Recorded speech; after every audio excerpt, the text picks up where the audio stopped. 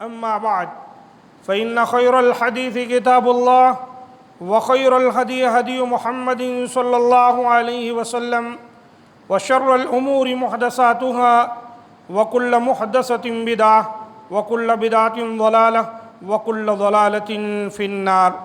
قال الله تبارك وتعالى في القرآن المجيد والفرقان الحميد: فأعوذ بالله السميع العليم من الشيطان الرجيم من همزه ونفخه ونفثه. بسم الله الرحمن الرحيم. ولكل أمة جعلنا منسكا ليذكروا اسم الله على ما رزقهم من بهيمة الأنعام. رب اشرح لي صدري ويسر لي أمري واحلل عقدة من لساني يفقهوا قولي. رب زدني علما. ربنا لا علم لنا إلا ما علمتنا إنك أنت العليم الحكيم. معزز سامعین کرام، آج کے خطبہ مسنونہ کے بعد قرآن حکیم سورہ حج کی آیت نمبر 34 کا کچھ حصہ میں نے آپ کے سامنے تلاوت کیا ہے۔ اس آیت مبارکہ کے اس حصے میں اللہ تعالیٰ نے اس بات کا ذکر کیا ہے کہ وَلِكُلِّ أُمَّةٍ جَعَلْنَا مَنْسَكًا لِيَذْكُرُوا اسْمَ اللَّهِ، کہ ہر امت کے لیے ہم نے قربانی کے طریقے مقرر کیے ہیں عَلَى مَا رَزَقَهُم مِّن بَهِيمَةِ الْأَنْعَامِ، تاکہ وہ ان چوپائے جانوروں پر اللہ کا نام لیں، یعنی ذبح کریں جو اللہ نے انہیں دے رکھے ہیں۔ اس آیت مبارکہ کے اندر اللہ تعالیٰ نے اس بات کا ذکر کیا کہ ہر امت میں قربانی کا تصور رہا ہے،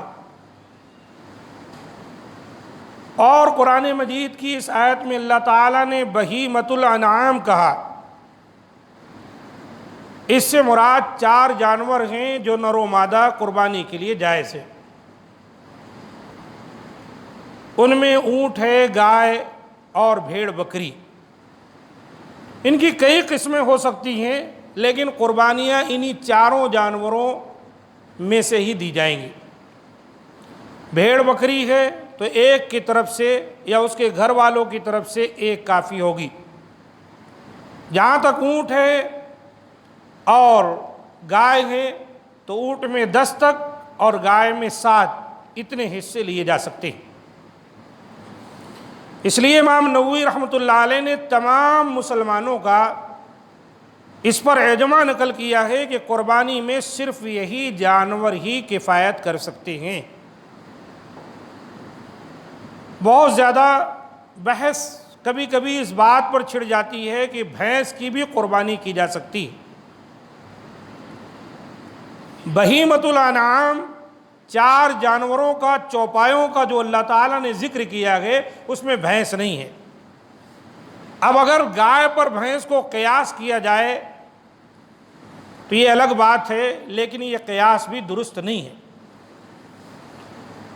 اور گائے کی قربانی جائز ہے، لیکن اگر کچھ مسائل ہوں اس کی وجہ سے آدمی اس سے گریز کرے تو زیادہ بہتر ہے، کیونکہ فتنہ اور فساد اسلام نہیں چاہتا ہے کہ مسلمان اس میں گھرے۔ جب اللہ تعالیٰ نے اس کا نعم البدل بکرا ہے اور بھیڑ ہیں، دمبے ہیں، ان کو رکھا ہے تو بلا وجہ اس طرف دوڑنا اور کوئی مسئلہ پیدا کر دینا امت کے لیے مناسب نہیں ہے۔ اب جب ہم قربانی کا جانور خریدنے جا رہے ہیں تو کچھ اس کے مسائل ہیں۔ ان مسائل کے بیان کرنے سے پہلے سب سے پہلے یہ مسئلہ سمجھ لیتے ہیں کہ ذوالقعدہ کا مہینہ گزرنے کے بعد جیسے ہی ذوالحجہ شروع ہو جائے گا تو اس کی جو پہلی رات ہے وہی فضیلت والی رات سے شروع ہو جاتی۔ قرآن مجید میں اللہ تعالیٰ نے وَلَيَالٍ عَشْرٍ کہہ کے ذوالحجہ کی ابتدائی 10 راتوں کی اللہ تعالیٰ نے قسم کھائی۔ تو یہاں سے کچھ مسئلہ ہوتا ہے کہ جن لوگوں کو قربانی کرنی ہے، جنہوں نے ارادہ کر لیا ہے، کہ یقیناً وہ قربانی کریں گے تو ذی الحج کا چاند جب ان کو نظر آ جائے تو پھر اس کے بعد سے لے کر قربانی کرنے تک اپنے ناخن ہے، زائد بال ہے، ان کو نہ تراشیں، ان کو نہ نکالیں۔ یہ پابندی تاکیدی طور پر ان لوگوں کے لیے ہے جو کہ قربانی کا ارادہ رکھتے ہیں۔ لیکن ایک حدیث کے روح سے اگر کسی کے پاس قربانی کرنے کا جانور نہ ہو، اہل علم نے اس حدیث کو بھی حسن کہا ہے، قابل عمل ہے۔ کسی کے پاس قربانی کا جانور نہیں ہے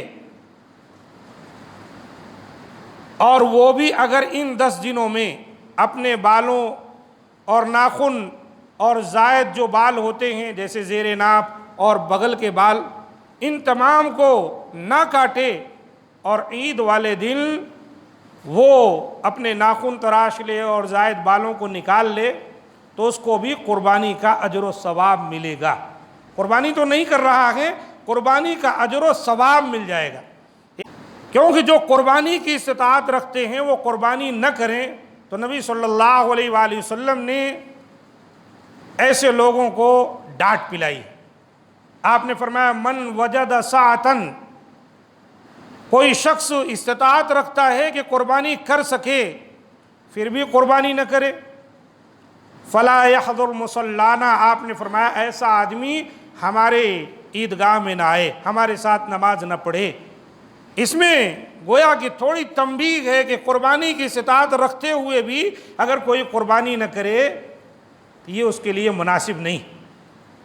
تو جو لوگ قربانی کا ارادہ رکھتے ہیں ان کے لیے تو تقریباً کمپلسری ہے،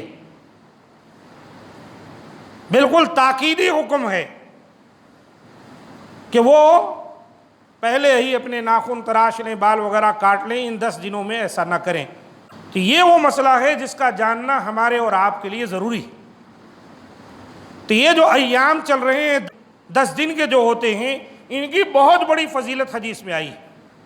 بخاری مسلم میں حدیث آئی ہے کہ آپ صلی اللہ علیہ وسلم نے فرمایا کہ اللہ تعالیٰ کے نزدیک ان 10 دنوں میں جو اعمال کیے جاتے ہیں نیکی کے، وہ بہت زیادہ محبوب ہیں۔ تو صحابہ کرام میں سے کسی نے کہا اللہ کے رسول کیا اللہ کے راستے میں جہاد کرنے سے بھی زیادہ؟ تو آپ صلی اللہ علیہ وسلم نے فرمایا ہاں، اللہ کی راہ میں جہاد کرنے سے بھی زیادہ اللہ تعالیٰ کو ان 10 دنوں میں جو نیک اعمال کیے جائیں گے محبوب ہیں،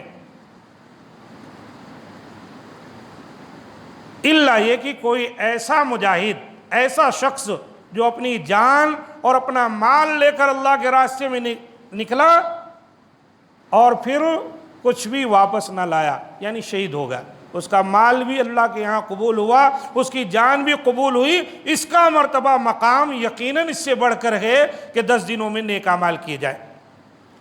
اب ان 10 دنوں میں کیا نیک اعمال کیے جائیں گے؟ حج ہے، عمرہ ہے، نماز ہے، روزہ ہے، ذکر اذکار ہے، یہی جو سال بھر ہم اعمال کرتے رہتے ہیں، صدقات و خیرات ہے، قرآن کی تلاوت ہے، یہی ان 10 دنوں میں زیادہ جو ہے منہمک ہو کر کرنا چاہیے۔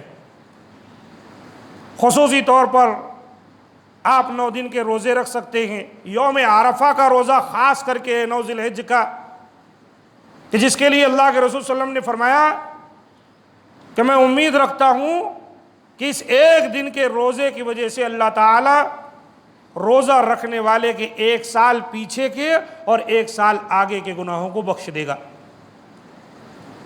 تو ہم تمام کو چاہیے کہ زندگی وفا کرے، پھر پتہ نہیں آئندہ ہم کو ایسے مواقع ملے نہ ملے، جو اللہ نے موقع فراہم کیا ہے تو نیکی کر لیں، خوب تلاوت کریں، نماز تہجد ادا کیا کریں، سنن کی حفاظت کریں، ذکر و اذکار کرتے رہیں، روزہ رکھیں، صدقات و خیرات کریں، جتنے بھی نیکی اور بھلائی کے کام ہو سکتے ہیں آپ ان ایام میں کریں۔ دوسرے ایام میں، دوسرے دنوں میں، دوسرے مہینوں میں کرنے کے اعتبار سے اس مہینے کے ان 10 دنوں میں ان اعمال کو کرنے کا اجر و ثواب اللہ تعالیٰ کے ہاں زیادہ ملے، یہ ہے اس کا معنی۔ آئیے دیکھتے ہیں کہ قربانی کے جانور جب ہم خریدنے جاتے ہیں یا جو قربانی کے جانور لاتے ہیں، کاروبار کرتے ہیں، ان کے لیے بہت ضروری ہے کہ بھئی گوشت کھانے کے لیے جانور نہیں رہ جا رہے کہ صرف ان کو ذبح کرنا ہے اور گوشت کھا لینا ہے۔ ایسا ہے تو کیسا بھی جانور آپ جو ہے لے سکتے تھے، یہ قربانی ہے، اللہ کے یہاں پیش کرنا ہے۔ شریعت مطہرہ نے کچھ اس کے لیے اصول اور ضابطے بتائے ہیں، لہذا جو جانوروں کو خریدتے ہیں ان کو چاہیے کہ شریعت مطہرہ کے اصول و ضابطے پر جانور ملتے ہیں تو لے کر آئیں، ورنہ لوگوں کی قربانیوں کو خراب نہیں کرنا چاہیے۔ اور ہم بھی جب جا رہے ہیں پیسے دے کر کوئی جانور لانے کے لیے تو چاہیے اچھی طرح سے دیکھ لیں۔ کیا دیکھیں گے؟ نبی صلی اللہ علیہ وآلہ وسلم نے کچھ عیوب بتلائے ہیں کہ ہم کو ان عیبوں کو دیکھنا چاہیے جانور میں، اگر وہ عیب اس کے اندر پائے جاتے ہیں تو جانور نہ خریدیں۔ اور وہ کیا ہے؟ ایک حدیث ہے اس کے اندر یہ بات آئی ہے کہ اربع لا تجوز فی الاضاحی، 4 عیب ایسے ہیں، 4 عیوب ایسے ہیں کہ اگر جانور میں پائے جائیں جن کو آپ قربانی کے لیے لا رہے ہیں تو پھر اس کی قربانی جائز نہیں۔ العوراء بین عورها، پہلی چیز یہ ہے جو جانور بھینگا ہو اور اس کا بھینگا پن بالکل واضح ہو، یعنی ایک آنکھ کا کانا دیکھتا ہو تو دوسری طرف دیکھ رہا ہو تو نگاہ جائے۔ بہت سارے لوگوں کو ہم دیکھتے ہیں کچھ بیماری کی وجہ سے ادھر دیکھتے ہیں تو آپ کو وہ دیکھ پاتے ہیں، ایسا دیکھیں گے تو ان کو یہاں نظر آتا ہے، تو اس طرح کا عیب اس جانور کے اندر نہ ہو، اس کی آنکھ سلامت ہو، درست ہو۔ نمبر 2، والمریضۃ بین مرضها، وہ جانور جو مریض ہو اور اس کی بیماری بالکل عیاں ہو۔ یہ بات اس لیے بیان کی جا رہی ہے تھوڑی بہت کمی اگر اس کے اندر ہے تو چل جائے گی، اتنا زیادہ کمی ہونا کہ جی بالکل واضح ہو۔ جانور تھوڑا بہت بیمار ہے، تندرست توانا ہے، اس کو ٹھنڈ لگ گئی یا ایسے ہارا تھکا ہوا دوڑ کے آیا اور کچھ کھڑا رہا، ایک الگ بات ہے۔ اب اتنا بیمار ہے کہ اس کا بیمار پن بالکل واضح ہو، ایک دم چپک گیا ہے، جگالی نہیں کر رہا ہے۔ جگالی کا کرنا جانور کے تندرست ہونے کی دلیل ہوا کرتی، جگالی نہیں کر پا رہا ہے، کوئی چیز کھا نہیں رہا ہے، بالکل سمٹا ہوا ہے، تو پھر اس کا معنی یہ بیمار ہے اور اس کی بیماری بالکل واضح ہے، اس کی قربانی جائز نہیں ہوگی۔ پھر اس کے بعد والارجاء بین ضلعها، وہ جانور جو لنگڑا ہو اور اس کا لنگڑا پن بالکل ظاہر ہو۔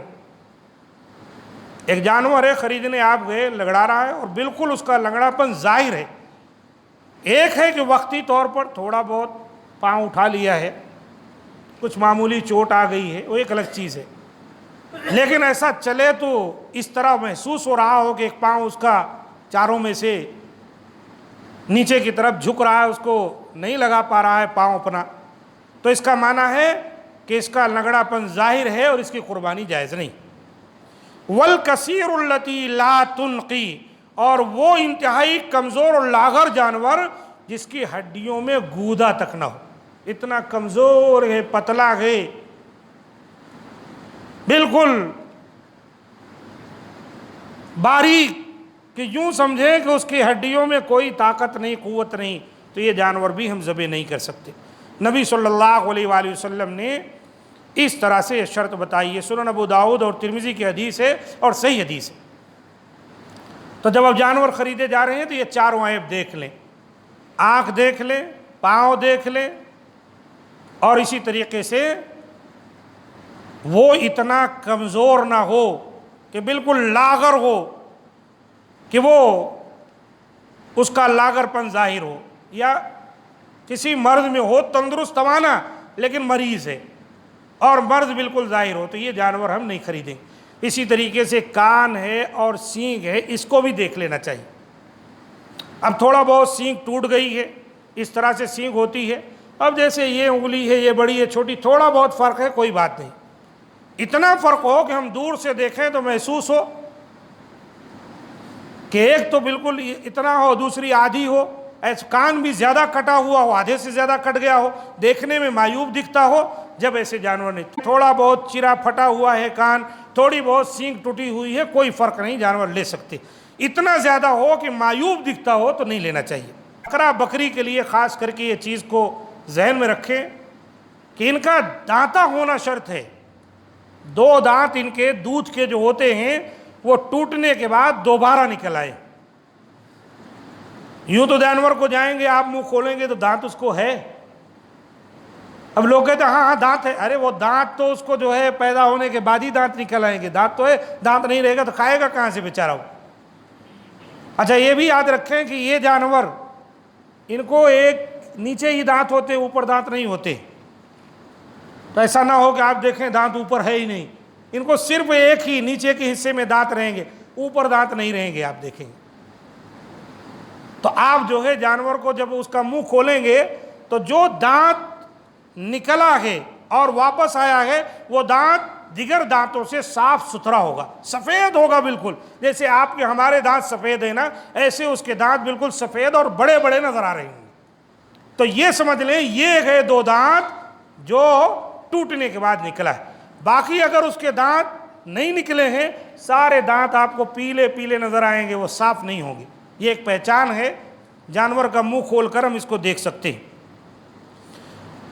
اللہ کے رسول صلی اللہ علیہ وسلم نے فرمایا لا تذبحوا الا مسنہ، تم لوگ قربانی میں مت ذبح کرو مگر یہ دو دانتا جانور ہی ذبح کرو، دو دانت نکلے ہیں وہی جانور ذبح کرو۔ بکرا بکری کے اندر یہ چیز دیکھا جائے گا۔ الا ان یعثر علیکم فتذبحوا جذعۃ من الضأن، اگر تمہارے لیے مشکل ہو دانت والے جانور نہ ملے، بھیڑ اور دمبے کے اندر آپ سال بھر کا جانور بھی خرید کر ذبح کر سکتے۔ دانت کی شرط جو ہے یہ بکرا اور بکری کے لیے، اس کے علاوہ بھیڑ ہے دمبا ہے، اگر ایک سال کا ہے تندرست توانا ہے تو اگر وہ دانت نہیں بھی نکلے ہیں تو ہم اس کو ذبح کر سکتے ہیں۔ اور اسی طرح یہ بات بھی یاد رکھیں کہ قربانی جو ہے عید کی نماز کے بعد دینی، عید کی نماز سے پہلے ہم قربانی نہیں دے سکتے۔ اگر عید کی نماز سے پہلے کوئی قربانی کرے گا تو یہ محض گوشت کھانے کے لیے گویا کی قربانی کیا ہے۔ اور اسی طریقے سے یہ چیز بھی خوب اچھی طرح سے سمجھ لیں کہ جانور جو ہے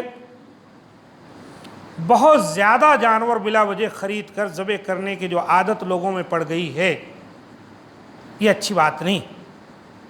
ہر فرد کی طرف سے ایک ایک جانور آنا، بھائی قربانی تو آپ کی اگر پوری فیملی ایک جگہ رہ رہی ہے، ایک چولہا جلتا ہے، ایک ہی جگہ سب کوئی ہیں اور ایک ہی ذمہ دار کی ذمہ داری میں سب اپنا گزر بسر کر رہے ہیں، یہاں اگر ایک قربانی کا جانور گھر کے سرپرست کی طرف سے یا کسی کی طرف سے ذبح کر دیا جائے تو کافی اور شافی۔ باقی میرے بھائی قربانی کے علاوہ بھی بہت سے خیر و بھلائی کے کام ہیں جہاں اپنا مال آپ خرچ کر سکتے۔ یہ کورونا کے دور میں نہ جانے کتنے رشتہ دار، کتنے پڑوسی اور کتنے اور لوگ پریشان حال ہیں، آپ ان تک پہنچا دیجئے، رقم پہنچا دیجئے، نہیں تو چلو ٹھیک ہے ایک قربانی کا بکرا ہی پہنچا دیجئے ان کے پاس، قربانی کی قربانی بھی ہو جائے گی، وہ لوگ کر لیں گے اور ان کے گھر بھی قربانی کا گوشت ہوگا، کھائیں گے، لوگوں کو تقسیم کریں گے، احساس کمتری کا شکار نہیں ہوں گے قربانی والے دن۔ اور یہ بات جو ہے صحیح حدیث سے ثابت ہے۔ عطا بن یسار بیان کرتے ہیں کہ میں نے حضرت ابو ایوب انصاری رضی اللہ تعالیٰ عنہ سے سوال کیا کہ آپ صلی اللہ علیہ وسلم کے عہد میں قربانیاں کس طرح سے ہوتی تھیں، تو انہوں نے جواب دیا کان الرجل یضحی بالشاة عنہ وعن اہل بیتہ، ایک آدمی اپنے اور اپنے گھر والوں کی طرف سے ایک ہی بکری قربان کرتا تھا، بکرا یا بکری۔ فَيَأْكُلُونَ وَيُطْعِمُونَ حَتَّى تَبَاهَ النَّاسُ فَصَارَتْ كَمَا تَرَى، وہی ایک بکری کا گوشت وہ گھر میں پکاتے تھے، کھاتے بھی تھے، دوسروں کو دیتے بھی تھے، اور اس کے بعد جو کچھ ہو گیا وہ دیکھ لو تم، اب لوگ فخر کرنے لگ گئے، ہمارے یہاں کتنے بکرے ذبح ہو رہے ہیں، تمہارے یہاں کتنے بکرے ذبح ہو رہے ہیں۔ حد تو یہ ہے کہ لوگ جو ہے کبھی کہتے ہیں کبھی ہمارے بیوی کے پیٹ میں بچہ ہے، کیا اس کی طرف سے بھی قربانی کر سکتے ہیں؟ یعنی اتنا حد سے گزر گئے لوگ، حالانکہ وہ بیچارہ ابھی بالغ پیدا ہونے کے بعد بھی بلوغت کو پہنچے گا تو کہیں جا کر یہ تمام چیزیں اس کے لیے جو ہے جائز ہوں گی، ابھی اس کا کوئی سلسلے میں سوال جواب نہیں۔ اچھا، یہ قربانی کے گوشت کی حد تک ہی ہے، جہاں اللہ تعالیٰ نے قربانی کا ذکر کیا ہے قُلْ إِنَّ صَلَاتِي وَنُسُكِي وَمَحْيَايَ وَمَمَاتِي لِلَّهِ رَبِّ الْعَالَمِينَ کہیے، قربانی سے پہلے اللہ نے کہا قُلْ إِنَّ صَلَاتِي میری نماز، پھر کہا میری قربانی۔ یہ نماز کی قربانی کہاں ہے؟ ختم۔ وہ گوشت والی قربانی تو یاد ہے، اس کے لیے تو ابھی سے پر تولے جا رہے ہیں، اور کتنا مضبوط بکرا مل جائے اور اس کی فوٹو کھینچ کر فیس بک پر واٹس ایپ پہ ڈالنا ہے، اخبار میں لوگ ڈال دیتے ہیں، اور خریدنے کے بعد کسی کے جلد پہ جو ہے محمد ظاہر ہو جاتا، کسی کے جلد پہ اللہ ظاہر ہو جاتا، کیا کیا بلائیں ہیں۔ لیکن اس کے علاوہ جتنی قربانیاں ہیں، جو نماز روزے کی، جو دین کی باتیں کی گئی ہیں، ہم لوگ اس سلسلے میں غافل۔ میرے دوستو، ہر طرح سے ہم کو اور آپ کو چاہیے کہ اس پر خیال کریں۔ تو نبی صلی اللہ علیہ وسلم کی یہ کچھ تعلیمات تھیں جن کا ہم کو اور آپ کو جاننا بہت ضروری تھا، اس لیے آپ کے سامنے یہ باتیں میں رکھ دیا۔ جو لوگ بھی قربانی کرنا چاہتے ہیں ان کو چاہیے کہ اپنے بال اور ناخن وغیرہ تراش لیں، یہی ذوالقعدہ میں، ذی الحج کا چاند دیکھنے کے بعد وہ 10 دنوں تک رکے رہیں گے، قربانی کے بعد ان چیزوں کو پھر وہ ہاتھ لگائیں گے۔ اور ایک حدیث کے روح سے جن کے پاس قربانی کے جانور نہیں ہے وہ بھی اگر اس پر عمل کریں گے تو اللہ تعالیٰ ان کو قربانی کا اجر و ثواب دے گا۔ اور اس طرح یہ کہ 10 دن کی بہت بڑی فضیلت ہے، ہم کو اور آپ کو چاہیے کہ ان 10 دنوں میں زیادہ سے زیادہ نیکی کا کام کرنے کی کوشش کریں۔ اللہ تعالیٰ سے دعا ہے کہ مولا کریم ہم تمام کو جو باتیں بیان کی گئیں ان کو سمجھنے اور اس کے مطابق عمل کرنے کی توفیق دے، اور دوسروں تک یہ پیغام پہنچانے کی توفیق دے۔ اور اس سلسلے میں جو کوتاہیاں ہم سے اور آپ سے سرزد ہوتی ہیں، اللہ تعالیٰ ان کوتاہیوں کو معاف فرمائے کہ یقیناً وہی معاف کرنے والا ہے۔ مولا کریم ہمارے حال پر رحم فرمائے، جہاں کہیں مسلمان پریشان حال ہیں اللہ تعالیٰ ان کی پریشانیوں کو دور فرمائے، ان کے مال اور عزت اور خون کی حفاظت فرمائے۔ کتنے لوگ بیمار ہیں مولا کریم انہیں شفائے کاملہ اور عاجلہ عطا فرمائے، اور کتنے ایسے ہیں جو پریشان حال ہیں اللہ تعالیٰ ان کی پریشانیوں کو دور فرمائے۔ یقیناً اللہ تعالیٰ ہی ہماری دعاؤں کو قبول کرنے والا ہے۔ سبحان ربک رب العزت عما یصفون وسلام علی المرسلین والحمد للہ رب العالمین۔